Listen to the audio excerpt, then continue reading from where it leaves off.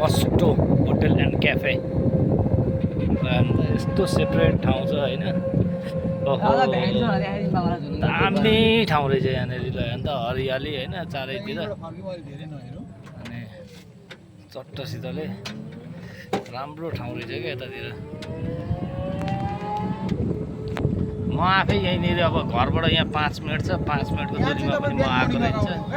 म यतातिर चाहिँ आउनु पर्ला होइन। रमणीय ठाउँ रहेछ होइन। किनभने यस्तो जङ्गलको हावाबाट तपाईँलाई फ्रेस एयर पनि पाउनुहुन्छ क्या। र यो अलिकति पछाडि पुरै भाइरल हुन्छ यो।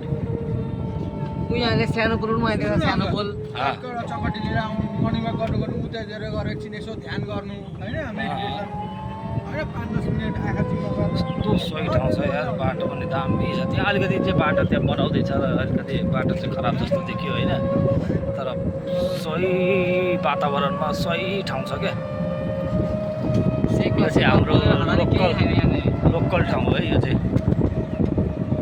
म यहीँको लोकल भएर यहाँ आएर बसेको 7 वर्ष भयो। अहिलेसम्म म नै घुमेको थिइनँ। यस्तो ताल छ यो त अझै गरी भएर मान्छेहरू जाडोमा झन् धेरै मान्छे हुन्छ। यस्तो दामी ताल छ यहाँनिर बोटिङ गर्न ओर्न यता मान्छेले यहाँ घर बनायो नि कस्तो बेस्ट लोकेसनमा बनायो क्या।